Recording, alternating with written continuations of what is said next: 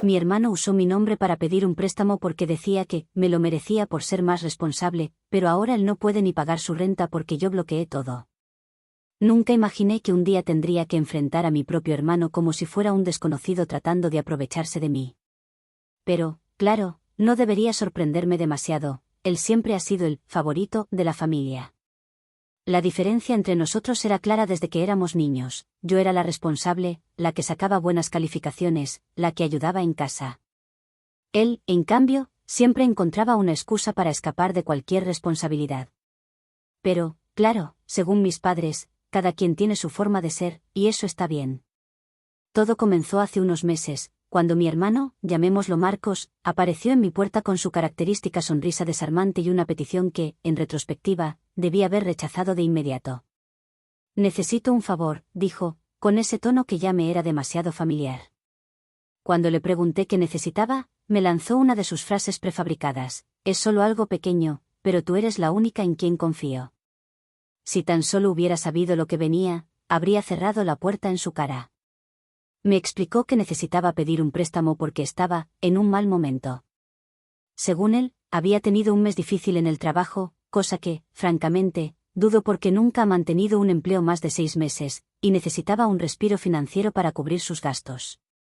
En cuanto mencionó que el préstamo estaría a mi nombre porque su crédito no era lo mejor, supe que aquello era una mala idea.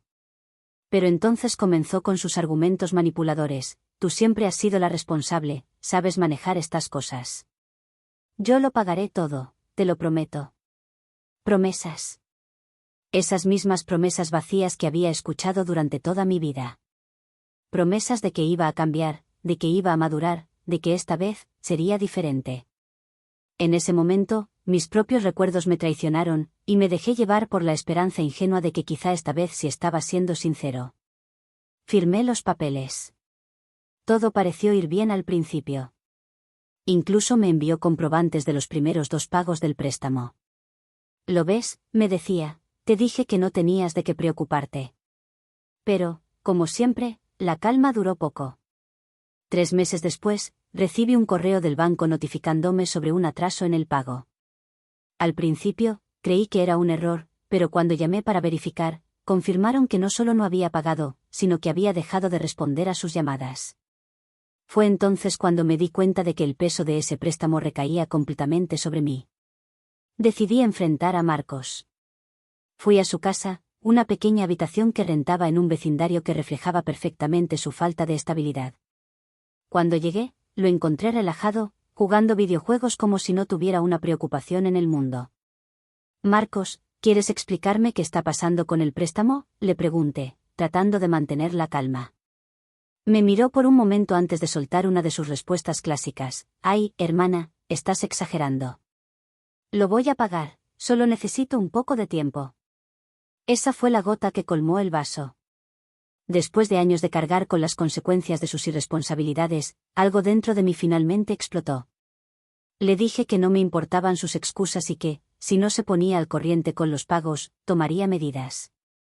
Su respuesta fue una risa nerviosa y un comentario sarcástico: ah, claro, como si pudieras hacer algo. Lo que no sabía Marcos era que había subestimado mi determinación. Pasé las siguientes semanas investigando mis opciones. Hablé con el banco, revisé los términos del préstamo y descubrí que podía bloquear el acceso a esos fondos hasta que él se pusiera al día con los pagos. Y eso fue exactamente lo que hice. Cuando Marcos intentó acceder al dinero nuevamente, se encontró con una desagradable sorpresa: todo estaba bloqueado. De pronto, su actitud despreocupada desapareció, y empezó a llamarme constantemente, dejando mensajes que iban desde disculpas fingidas hasta acusaciones de que estaba arruinando su vida. Pero, por primera vez, no me dejé manipular. Recuerdo una conversación en particular que mostró su verdadera naturaleza. Me llamó llorando, diciendo que esta vez, en serio, cambiaría. Me habló de planes y promesas, pero en cuanto le dije que el bloqueo se mantenía hasta que se pusiera al día, su tono cambió. ¿De verdad me vas a hacer esto? Eres una egoísta. Siempre te creíste mejor que yo. En ese momento, todo quedó claro: no era solo irresponsabilidad, era una incapacidad de asumir las consecuencias de sus acciones. Mis padres también entraron en escena, como era de esperarse. Mi madre me llamó para decirme que estaba siendo demasiado dura con Marcos. Es tu hermano, dijo, como si eso justificara todo. Sabes que siempre ha tenido problemas para organizarse. Pero esta vez, me mantuve firme. Les dije que, si tanto les preocupaba, podían hacerse cargo del préstamo ellos mismos. Sorprendentemente, eso cerró la conversación rápido. Por primera vez en mi vida, sentí que estaba tomando el control. No solo del préstamo, sino de una dinámica familiar que había durado años. Había pasado demasiado tiempo siendo la que arreglaba los problemas de todos, la responsable, la que podía soportarlo todo. Pero ya no. Esta vez, Marcos tendría que enfrentar las consecuencias de sus decisiones. Y yo, por fin, podría dormir tranquila. Actualización 1.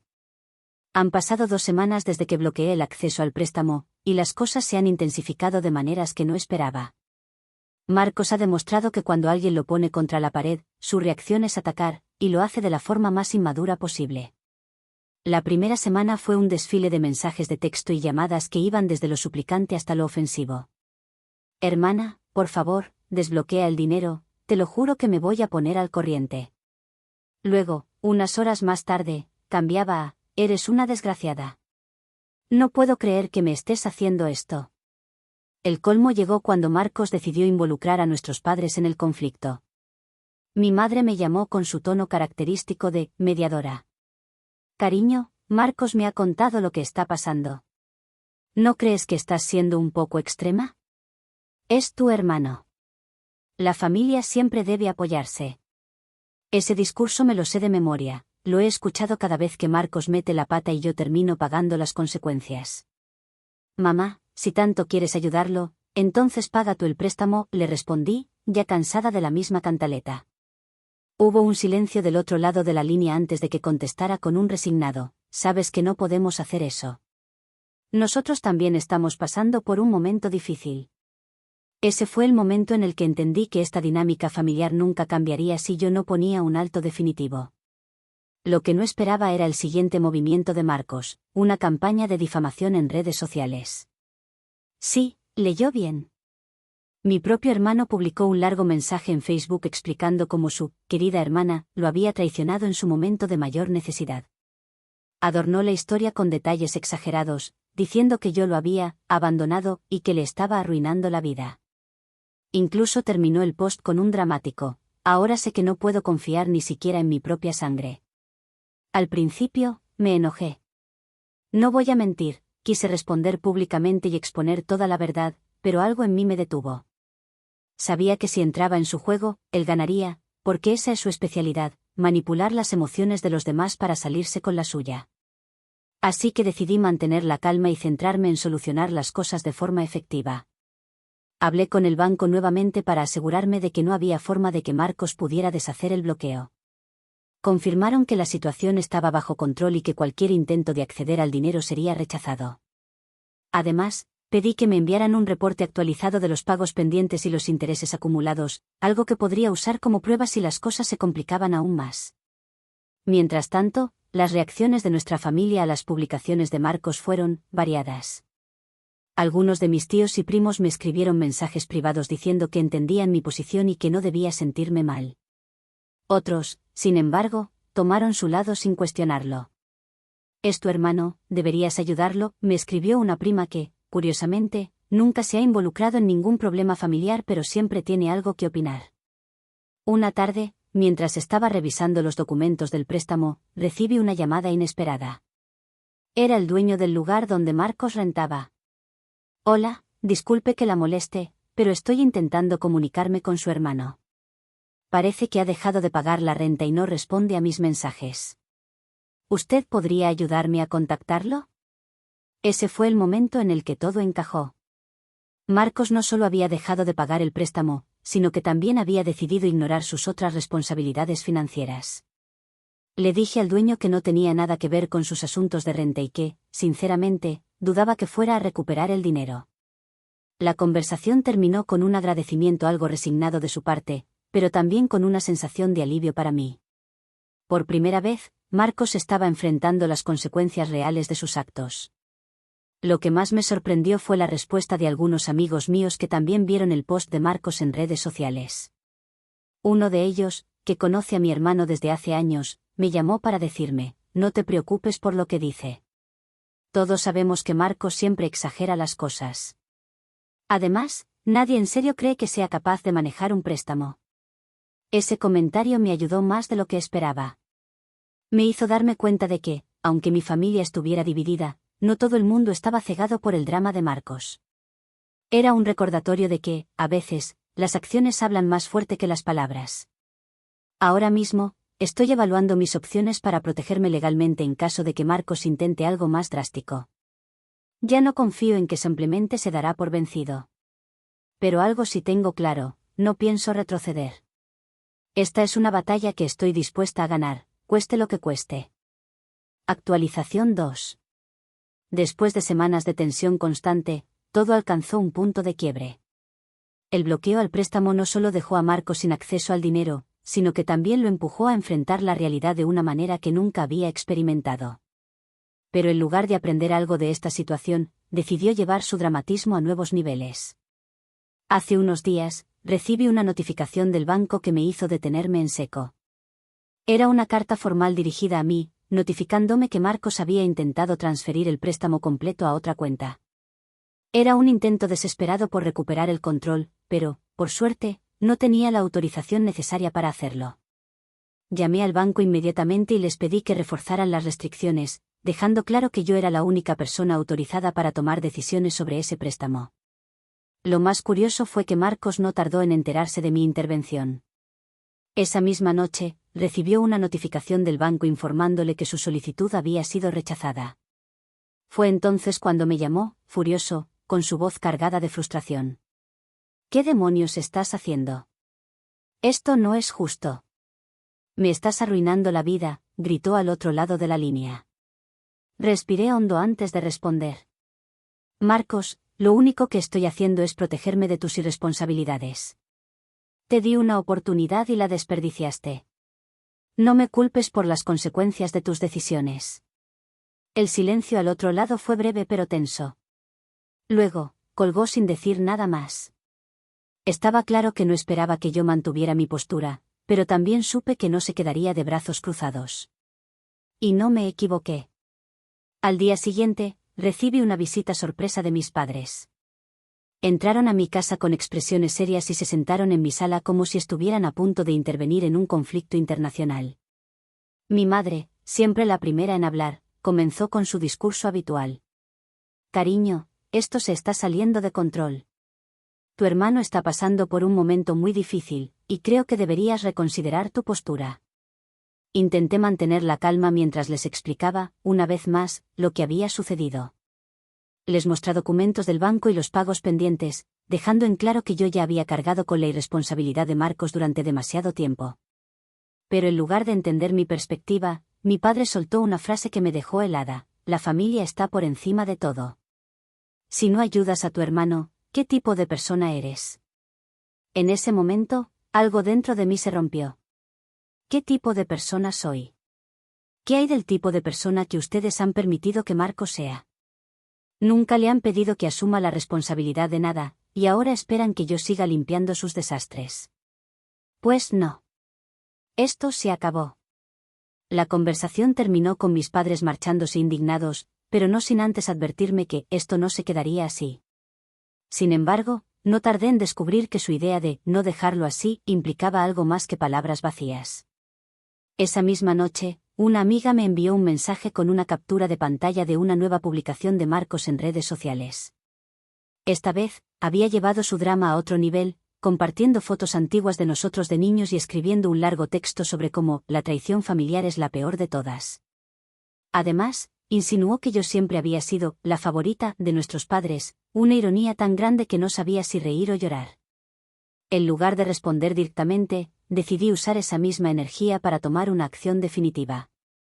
Consulté con un abogado para explorar las opciones legales que me protegerían no solo a mí, sino también a mi crédito y mis finanzas.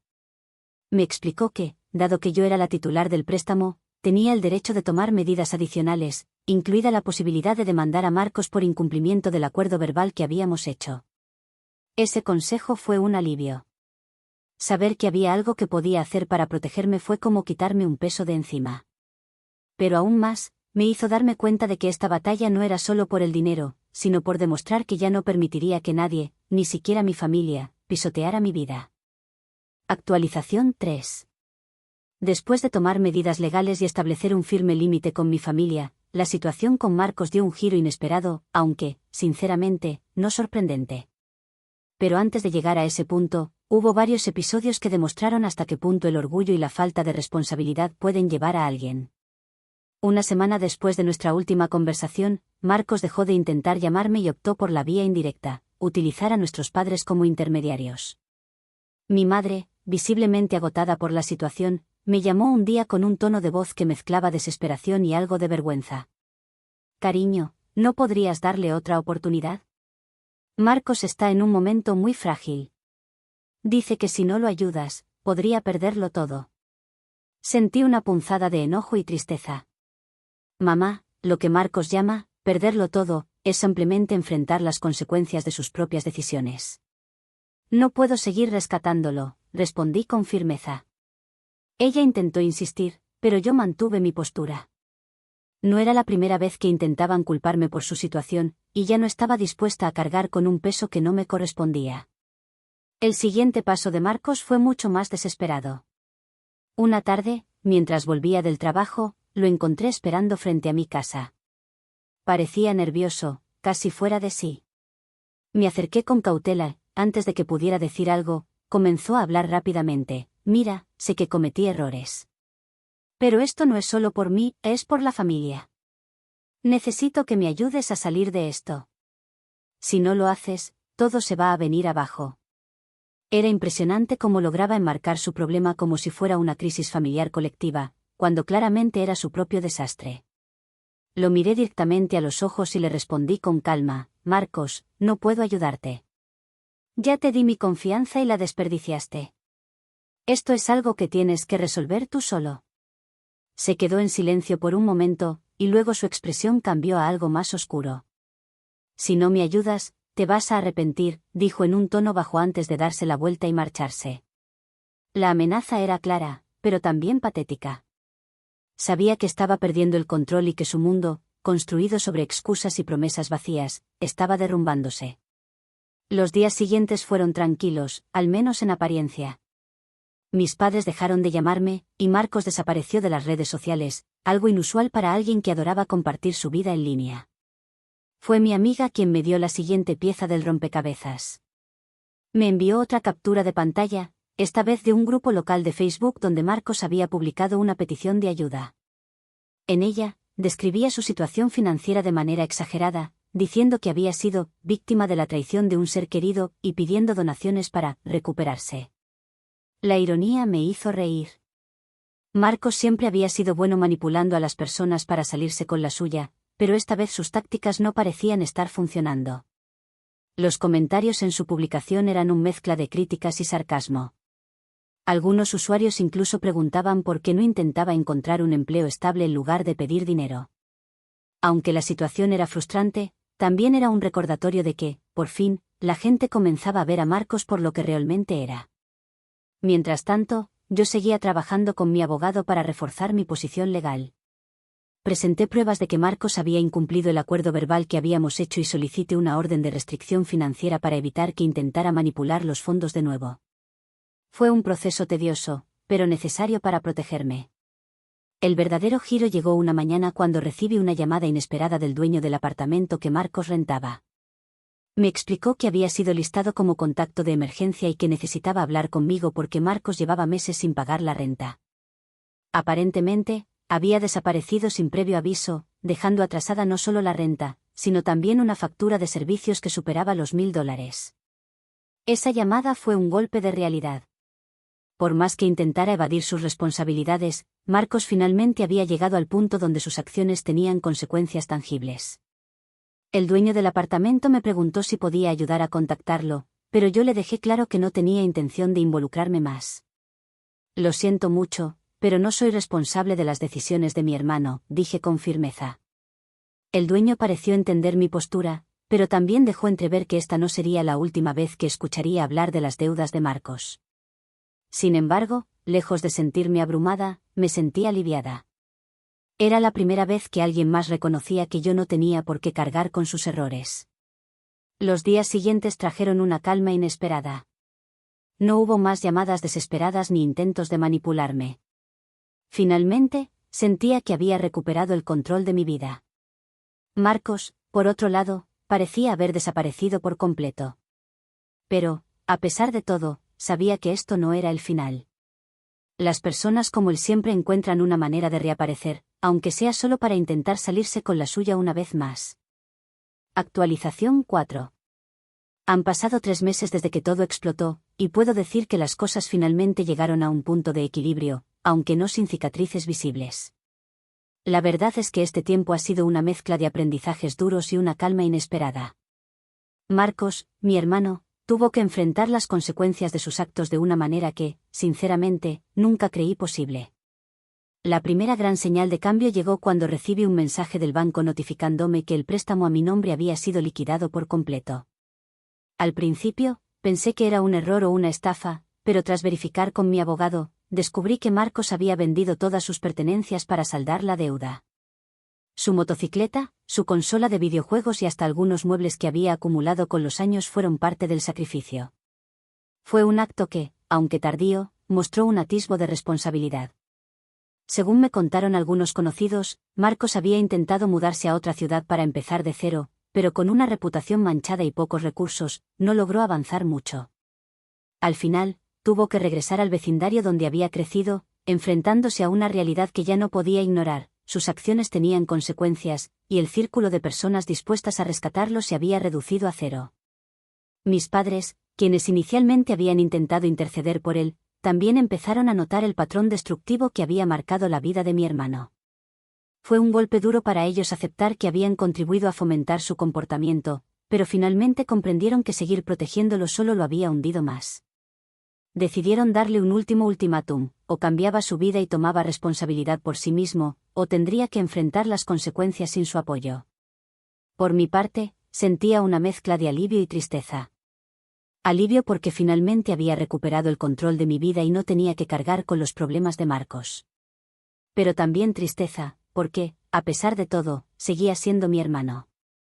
No deseaba verlo fracasar, pero tampoco podía sacrificar mi paz mental y estabilidad por alguien que no estaba dispuesto a cambiar. Un mes después, recibí una llamada inesperada de Marcos. Su voz sonaba diferente, más tranquila, casi resignada. «Quiero pedirte perdón», dijo, sin rodeos. «Me equivoqué en muchas cosas, y sé que no tengo derecho a pedirte nada más. Solo quería que supieras que estoy tratando de arreglar mi vida». No supe qué responder de inmediato. Había esperado ese tipo de disculpa durante años, pero ahora que finalmente llegaba, no sabía si podía confiar en sus palabras. Decidí mantener la conversación breve y cordial. «Espero que realmente lo hagas, Marcos. Por tu bien. Pero necesito tiempo para procesar todo esto». Esa fue la última vez que hablamos en meses. Aunque me mantuve informada a través de conocidos, decidí no involucrarme demasiado en su proceso. Prefería darle el espacio para que demostrara, con acciones y no con palabras, que estaba dispuesto a cambiar.